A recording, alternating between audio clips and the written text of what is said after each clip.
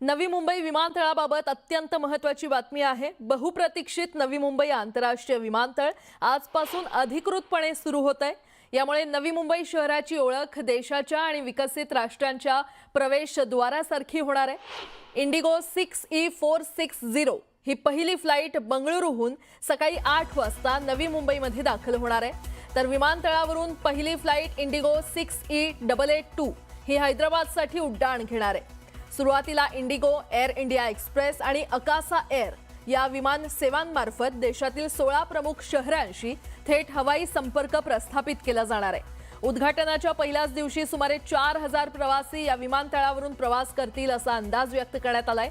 सध्या या विमानतळाची वार्षिक प्रवासी क्षमता 2 कोटी इतकी आहे।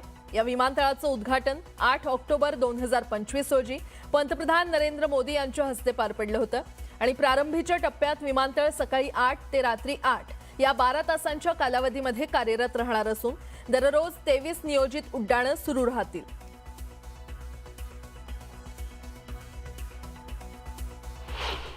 नवी मुंबई आंतरराष्ट्रीय एअरपोर्ट याचं स्वप्न हे पण याची फार आतुरतेने वाट पाहत होतो, ते आता आपण सर्वांचं स्वप्न साकार होत आहे। 8 ऑक्टोबर 2025 रोजी माननीय पंतप्रधान मोदींनी या एअरपोर्टचं उद्घाटन केला आणि उद्याचा दिवस आहे या नवी मुंबई आंतरराष्ट्रीय एअरपोर्टमधून फ्लाइट सुरू होत आहे, कमर्शियल फ्लाइट। पहिलेच दिवशी 30 फ्लाइट एअर ट्रॅफिक मूवमेंट आहे आणि जवळजवळ 4000 पॅसेंजर यामध्ये सहभागी होतीलच। पहिली फ्लाइट जो उद्या येणार आहे ते बेंगलोरवरून 8 वाजता। दरम्यान नवी मुंबई आंतरराष्ट्रीय विमानतळ सुरू होण्याच्या पूर्वसंध्येला विमानतळाच्या कार्यान्वयाच्या शुभारंभानिमित्त नेत्रदीपक ड्रोन शोचं आयोजन करण्यात आलं होतं। अत्यंत अचूक समन्वय साधत या ड्रोननं आकाशात 3D कमळाची फुलं, कमळ डिझाईन, इंटिरियर्स, विमानतळाचा लोगो, ग्रीन एअरपोर्ट, मुंबईच्या आकाशात उडणारे विमान आणि राइज ऑफ इंडिया अशा आकर्षक आकृती साकारल्या। तंत्रज्ञान आणि कलात्मकतेचा संगम असलेल्या या कार्यक्रमामुळे रात्रीचं आकाश जणू एक भव्य कॅनव्हास बनलं होतं। विमानतळाच्या भव्यतेचं, आधुनिकतेचं आणि देशाच्या पायाभूत विकासाचं प्रतीक म्हणून हा ड्रोन शो उपस्थितांच्या स्मरणात कायम राहणारा ठरलाय। या कार्यक्रमाला दिव्यांग व्यक्ती, युवा खेळाडू, NMIचे कर्मचारी उपस्थित होते। तर सर्वांसाठी खुल्या आणि समावेशक वातावरणात हा ऐतिहासिक क्षण प्रत्यक्ष अनुभवण्याची संधी त्यांना मिळाली।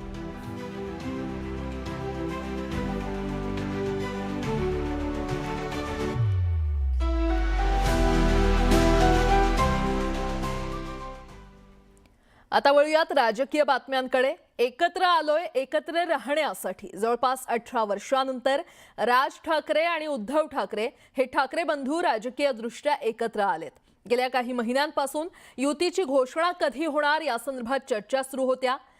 काल अखेर दोन्ही भावांनी एकत्र पत्रकार परिषद घेत युतीची घोषणा केली। त्यामुळे आगामी निवडणुकीच्या प्रचारात ठाकरेंच्या 2 बुलंद तोफा एकाच व्यासपीठावरून धडाडणार आहेत। या निमित्तानं महाराष्ट्राच्या राजकारणात ठाकरेंच्या युतीमुळे नवं पर्व घडण्याची शक्यता आहे।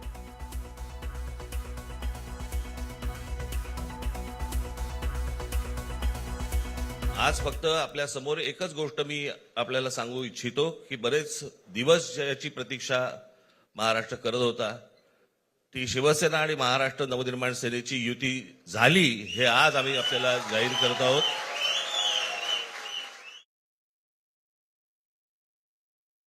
आज आम्ही आमचं कर्तव्य म्हणून एकत्र आलेलो आहोत आणि मी मागेच म्हटलं एकत्र आलो आहोत ते एकत्र राहण्यासाठी। यापुढे मुंबईवरती आणि महाराष्ट्रावरती कोणी वाकड्या नजरेने किंवा त्यांच्या कपटी कारस्थानाने महाराष्ट्राला मुंबईपासून किंवा मुंबईला महाराष्ट्रापासून, मराठी माणसापासून तोडण्याचा प्रयत्न करेल, त्याचा राजकारणात खात्मा केल्याशिवाय राहणार नाही, शपथ घेऊन आम्ही मैदानात उतरलेलो आहोत।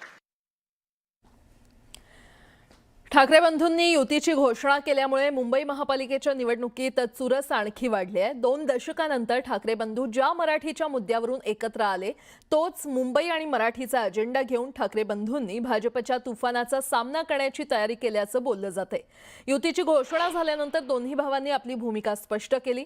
मुंबई महाराष्ट्रापासून वेगळी करून खात्मा करण्याचा डाव असल्याचं सांगत फुटाल तर संपाल असं म्हणत उद्धव ठाकरे यांनी मराठी माणसांना एकत्र राहण्याचं आवाहन केलं। तर मुंबईचा महापौर आमचाच होईल असं राज ठाकरेंनी ठासून सांगितलं. पण याच मराठीच्या अजेंड्यावरून सत्ताधाऱ्यांनी मात्र ठाकरेंवर जोरदार प्रहार केलाय. पाहुयात. मुंबईचा महापौर मराठीच होणार आणि तो आमचाच होणार. मुंबईचा महापौर मराठीच होणार आणि तो आमचाच होणार. मुंबईचे लचके, मुंबईच्या चिंधड्या उडवायच्या, हे मनसुबे त्यावेळेला ज्यांना मुंबई पाहिजे होती त्यांचेच प्रतिनिधी, जे वरती दोघं जण, वरती म्हणजे इकडे नाही दिल्लीत बसलेले आहेत, त्यांचे मनसुबे आहेत. आणि आत्ता जर का आपण भांडत राहिलो तर मग तो जो काय संघर्ष, ते जे काय हुतात्मा स्मारक आहे, त्याचा मोठा अपमान होईल.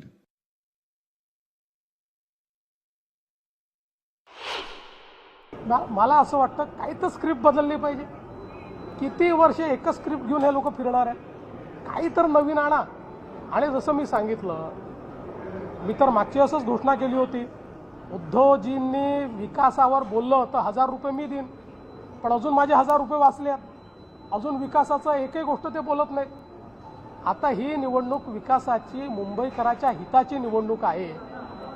त्याच्यावर ते एक शब्द बोलू शकत नाही. त्यांना 25 वर्षाचा हिशोब द्यावा लागेल.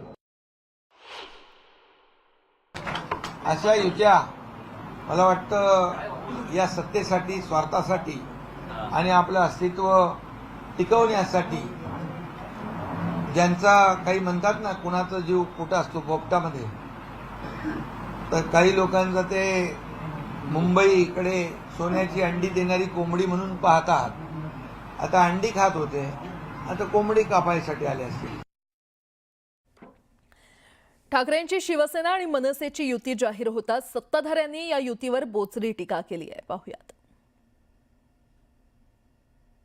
आता असं सहज माझ्यासमोर टीव्ही चालू होता म्हणून मी आपलं बघत होतो, तर काही माध्यमं तर असं दाखवत होते की जणू काही रशिया आणि युक्रेनचीच युती होते आहे. इकडनं झेलेन्स्की निघाले, तिकडनं पुतीन निघाले आणि आता ही युती झाली. मला असं वाटतं की कुठल्याही एखाद्या पक्षाला निवडणुकीतलं आपलं अस्तित्व टिकवण्याकरता जे काही करावं लागतं, त्या दृष्टीने दोन पक्ष जे अस्तित्वाकरता लढतात त्यांनी केलेली युती आहे.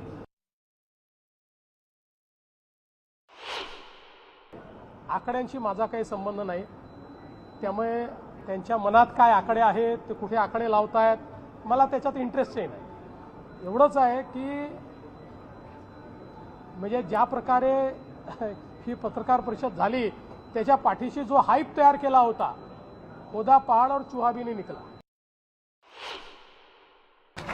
अशा युत्या मला वाटतं या सत्तेसाठी, स्वार्थासाठी आणि आपलं अस्तित्व टिकवण्यासाठी, ज्यांचा काही म्हणतात ना, कुणाचा जीव कुठं असतो पोपटामध्ये, तर काही लोकांचं ते मुंबईकडे सोन्याची अंडी देणारी कोंबडी म्हणून पाहतात. आता अंडी खात होते, आता कोंबडी कापायसाठी आले असतील. मराठी तोडणार, मुंबईपासून वेगळी करणार, मग अमित शहा, मोदी साहेब येऊन ते मुंबई उचलून कडं गुजरातला घेऊन जाणार, अशा स्टेटमेंट आता लोकांना आवडत नाहीत आता. आणि लोकांनी त्याचा प्रत्यय दिलाय तुम्हाला. ही युती कशासाठी झाली, तर एक मुर्गी आहे, बाट के खाएंगे मिल बाट के, एक टांग तू ले ले, एक टांग मैं लेता, या पद्धतीची ती युती आहे. त्यात काय नवीन आहे. आणि म्हणून आता त्यांच्यावर विश्वास हा लोकांचा राहिलेला नाही, हे तेवढं सत्य आहे.